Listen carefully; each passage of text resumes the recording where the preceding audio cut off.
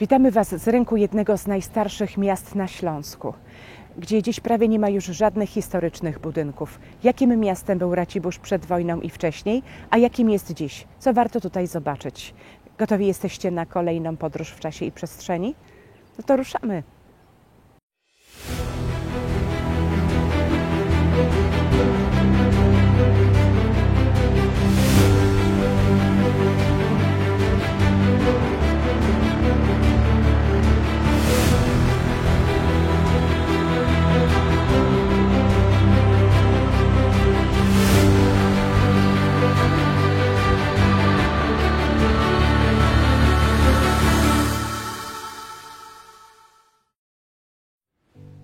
Chociaż Racibórz, bohater naszej dzisiejszej opowieści, jest jednym z najstarszych obok Opola miast na historycznym Górnym Śląsku, to nie pokażemy Wam wielu zabytkowych budowli. Zobaczycie średniowieczny rynek, ulice, które powstały 800 lat temu, ale niemal wszystkie domy stojące wzdłuż nich liczą sobie mniej niż 80 lat. Co się stało z dawną zabudową? Dlaczego mimo to nadal warto zwiedzić to miasto? Aby to wyjaśnić, trzeba cofnąć się w czasie do marca 1945 roku. Racibórz był jednym z pierwszych miast zdobytych przez Armię Czerwoną na terenach leżących w granicach Niemiec sprzed II wojny światowej. Zwycięska armia nie miała tutaj takich oporów, jak podczas wchodzenia do miast przedwojennej Polski. W Raciborzu nie było wielkich walk, a bombardowania nie przyniosły tylu strat, ile spowodowały pożary wywołane przez sowieckich żołnierzy, zarówno celowe, jak i te służące zatarciu śladów grabieży. Zrujnowane miasto po przejęciu przez polskie władze w 1945 roku nadal mogło być, choć częściowo, odbudowane. Zapadła jednak decyzja o rozbiórce tego, co ocalało, dla pozyskania cegieł na odbudowę Warszawy. Czy cegły te rzeczywiście trafiły do stolicy, czy też zostały użyte do budowy nowej huty pod Krakowem, jak to stało się na przykład z cegłami z Wrocławia, trudno powiedzieć. Sam Racibórz musiano wznieść od nowa.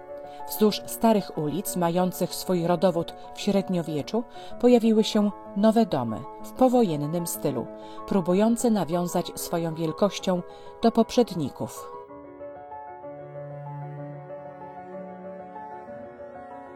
Jednym z ładniejszych przykładów takiej odbudowy jest ulica Długa. Zamieszkała w dawnych wiekach przez kupców i rzemieślników, straciła po wojnie charakter handlowy. Do czasu, gdy w latach 80. XX wieku została zamknięta dla ruchu kołowego i przekształcona w deptak. Jest to najdłuższa ulica dawnego średniowiecznego miasta, która kończyła się jedną z 3 miejskich bram – Bramą Wielką.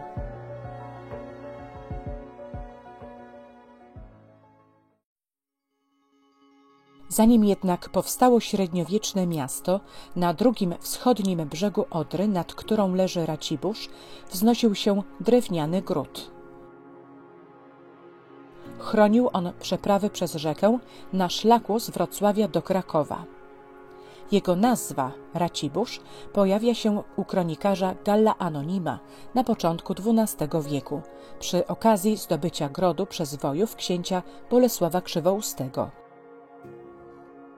Wywodzi się ona od słowiańskiego imienia Racibor, czyli walczący na wojnie lub chętny do boju. Podczas rozbicia dzielnicowego wnuk Bolesława Krzywoustego, książę Mieszko Plontonogi, obrał sobie raciborski gród za swoją siedzibę. Za jego panowania dokonał się ostateczny podział Śląska na górny i dolny.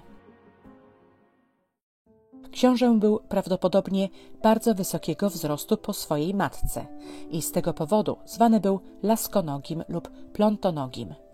Ten wybitny władca miał pecha nie tylko do przydomka. Jan Matejko, tworząc poczet królów i książąt polskich, zapomniał o Mieszku. Gród był broniony przez ziemno-drewniane umocnienia i pełnił rolę wojskową, polityczną, a także gospodarczą. syn Mieszka, Kazimierz, który jako pierwszy Piast wybrał orła jako swoje godło, był tym władcą, który postanowił wyprowadzić z grodu rzemieślników, zakładając po drugiej stronie Odry miasto, lokowane na prawie flamandzkim. Odtąd gród pełnił wyłącznie funkcje wojskowo-reprezentacyjne. Niedługo potem, podczas wielkiego najazdu Mongołów w 1241 roku, gród raciborski obronił się przed wrogiem. Według legendy jeden z obrońców miał śmiertelnie razić strzałą w krtań wodza mongolskiego Tin-fu. Czyżby to była udana zemsta za śmierć hejnalisty z wieży mariackiej w Krakowie? 40 lat później, pod koniec XIII wieku, drewniany gród został zastąpiony murowanym zamkiem. Ziemno-drewniane umocnienia zastąpiły ceglane mury. W południowo-wschodnim narożniku zbudowano wieżę, a wokół dziedzińca wzniesiono budowle, wielokrotnie przebudowywane podczas długich dziejów zamku. Po wygaśnięciu raciborskiej linii Piastów w XV wieku znaczenie zamku malało. Następcy Piastów, czescy przemyślidzi, woleli przebywać w swojej głównej siedzibie w Opawie. Jednym z kolejnych właścicieli był siostrzeniec króla Zygmunta Starego, Jerzy Hohenzollern, który postanowił utworzyć tu browar. Jest to najstarszy działający, choć z przerwami, browar na ziemiach polskich. Jego znaczna rozbudowa w XIX wieku poważnie zniekształciła wygląd zamku. Już w XVII wieku zamek był w nie najlepszym stanie, skoro król Jan III Sobieski w drodze pod Wiedeń nie nocował tutaj. Jedynie miał w towarzystwie dam grać w karty i, jak pisał do ukochanej małżonki królowej Marysieńki, najstarsza jakaś i najszpetniejsza ograła mię.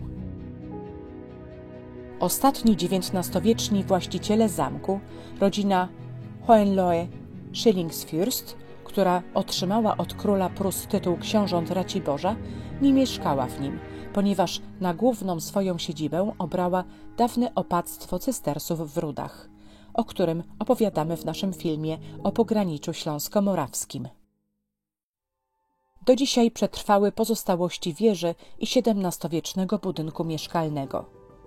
Brama wjazdowa, tak zwany Pałac Książęcy, XV-XVI-wieczna budowla, wzniesiona na miejscu starszych budynków, a przede wszystkim kaplica zamkowa świętego Tomasza Kantuaryjskiego. Jest ona jednym z najstarszych i najcenniejszych zabytków na terenie zamku, słusznie nazywana perłą śląskiego gotyku. Powstała ona pod koniec XIII wieku z fundacji biskupa wrocławskiego Tomasza, po zakończeniu jego długotrwałego konfliktu z księciem wrocławskim Henrykiem Probusem. Obaj adwersarze upamiętnili to wydarzenie fundacją kolegiat. Biskup Tomasz w Raciborzu, a książę Henryk we Wrocławiu na Ostrowie Tumskim. Pomimo zawalenia się części sklepienia i jednej ze ścian na początku XVI wieku oraz dodania w XIX wieku neogotyckiego frontonu, kaplica zachowała swój gotycki charakter i jej wnętrze zachwyca swoją architekturą. Początkowo była ona dwupoziomowa. Dolna część, wysoka na 3,5 metra, mogła służyć kanonikom kolegiaty i jako miejsce przechowywania relikwii świętego Tomasza. Górna kondygnacja z emporą była bardzo bogato dekorowana. W arkadowych wnękach znajdowały się siedziska, a kamienne głowice były dekorowane bogatymi motywami roślinnymi. Sklepienia wsparte na tzw. służkach nawiązywały do francuskich katedr. Ta część kaplicy połączona z pałacem miała charakter dworski. Warto zatrzymać się na dłużej we wnętrzu budowli i podziwiać jej piękno nawiązujące do słynnej paryskiej kaplicy Saint-Chapelle.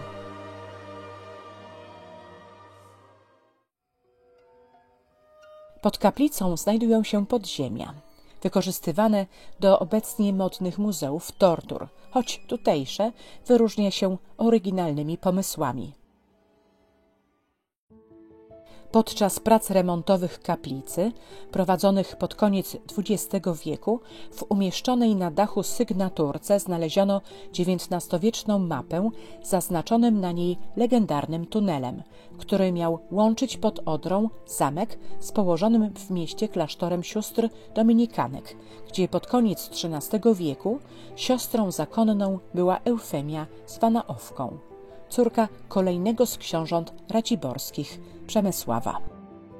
Klasztor sióstr dominikanek i należący do niego kościół Świętego Ducha zostały sekularyzowane na początku XIX wieku przez władze pruskie, które przejęły władzę na Śląsku podczas zwycięskich wojen z Austrią w poprzednim stuleciu. Obecnie w kościele mieści się muzeum miejskie, a w klasztorze szkoła. W tym samym czasie co klasztor sióstr, likwidacji uległ położony przy rynku klasztor dominikanów, który został zburzony na rzecz utworzenia placu do ćwiczeń wojskowych. Obecnie jest to popularny plac targowy. To właśnie w tym klasztorze przeor Wincenty z Kielczy w zaginionej kronice miał zapisać najstarsze zdanie po polsku: „Gorze się nam stało”, jakie podczas przegranej bitwy pod Legnicą w 1241 roku miał powiedzieć książę Henryk Pobożny. Z klasztoru ocalał kościół świętego Jakuba i przylegający do niego niewielki fragment krużganków. Pierwszy kościół stanął tu w połowie XIII wieku po sprowadzeniu dominikanów do Raciborza. Po pożarze w kolejnym stuleciu powstała obecna świątynia. Za sprawą kolejnych pożarów była ona przebudowywana. Dobudowano też wieżę. W XIX wieku kościół otrzymał neogotycką fasadę. W tym też okresie w kościele kazania były prowadzone w języku polskiej mniejszości, tak jak obecnie w języku niemieckim dla niemieckiej mniejszości. Kościół uległ poważnym uszkodzeniom w 1945 roku i wiele cennego wyposażenia uległo zniszczeniu. Najcenniejsza w jego wnętrzu jest barokowa kaplica grobowa hrabiów von Gaschin. Przedstawicielka tego rodu, hrabina Maria Elżbieta, ufundowała kolumnę Matki Boskiej Niepokalanego Poczęcia, stojącą po dziś dzień na rynku. Jest to wotum dziękczynne za zakończenie zarazy, która dotknęła miasto w 1715 roku. Pomimo zniszczeń na raciborskim rynku, w 1945 roku kolumna pozostała nietknięta. To umocniło wiarę w legendę, że jej zniszczenie będzie zapowiadać koniec świata. Ale to nie wszystko. Ruszenie cokołu lub kopanie wokół kolumny doprowadzi do zatopienia miasta przez źródło pod nią ukryte. W 1997 roku podjęte zostały prace archeologiczne w pobliżu kolumny. Wkrótce potem doszło do największej w historii Raciborza powodzi. Poziom Odry podniósł się o 10 metrów i z 8 na 9 lipca 1997 roku 60% miasta zostało zalane. Jak wysoko dotarły wody Odry, można przekonać się m.in. na dziedzińcu zamku, gdzie oznaczono najwyższy poziom wody. Czyżby legenda o kolumnie mówiła prawdę? Zanim na rynku stanęła kolumna, średniowieczny plac zajmowały liczne budynki, jak ratusz, sukiennice czy kramy. Uległy one zniszczeniu podczas jednego z niezliczonych pożarów, jakie dotknęły w przeszłości Racibórz.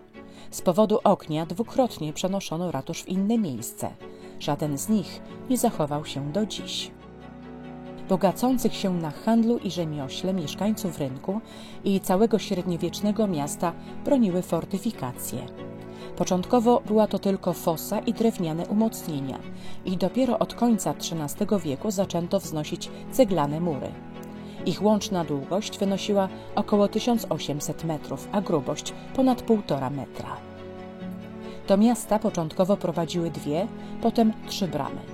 Podczas XVI-wiecznej przebudowy mury wzmocniono 6 wieżami i 3 basztami. Mury te z różnym skutkiem broniły miasta aż do XVIII wieku, kiedy stopniowo zaczęto je rozbierać. Do naszych czasów zachowały się nieliczne fragmenty. Najlepiej zachowanym fragmentem jest XVI-wieczna baszta więzienna, zwana tak, ponieważ mieścił się w niej areszt.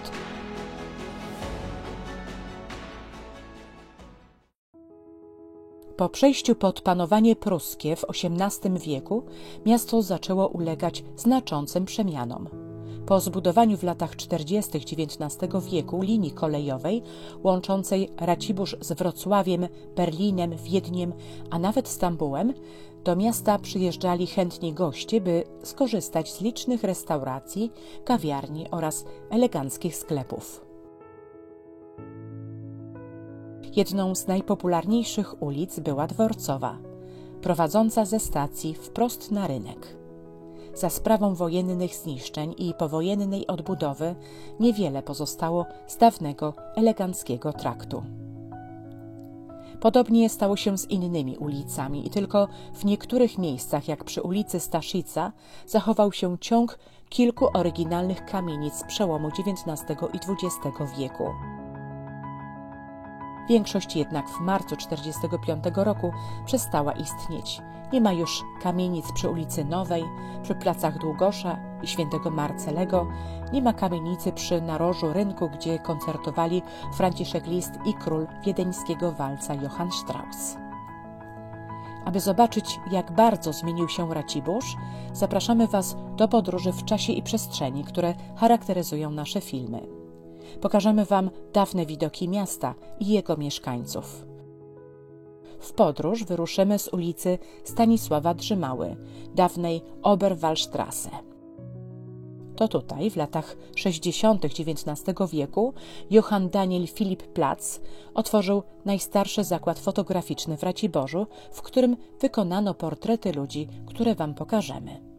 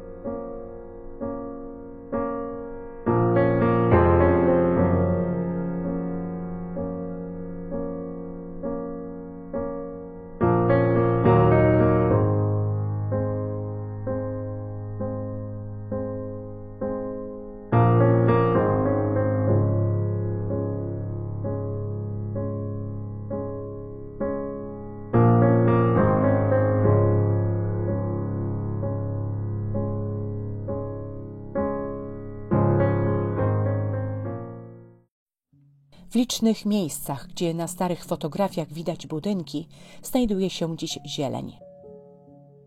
Polacy przesiedleni po wojnie do Raciborza, pomimo licznych trudów, zbudowali w miejscu zniszczonych domów nowe, ale nie było możliwe pełne odtworzenie dawnej zabudowy.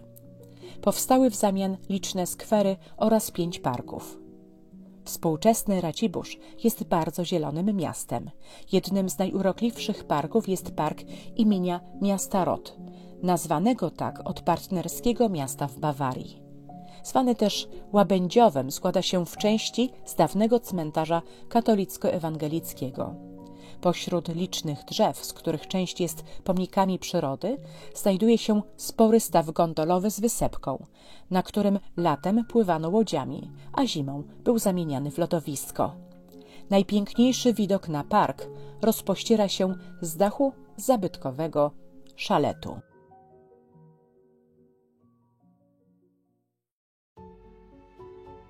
Inny z obszarów zielonych powstał na miejscu budowli, która została zniszczona jeszcze przed wojną. Chodzi o synagogę przy ulicy Szewskiej.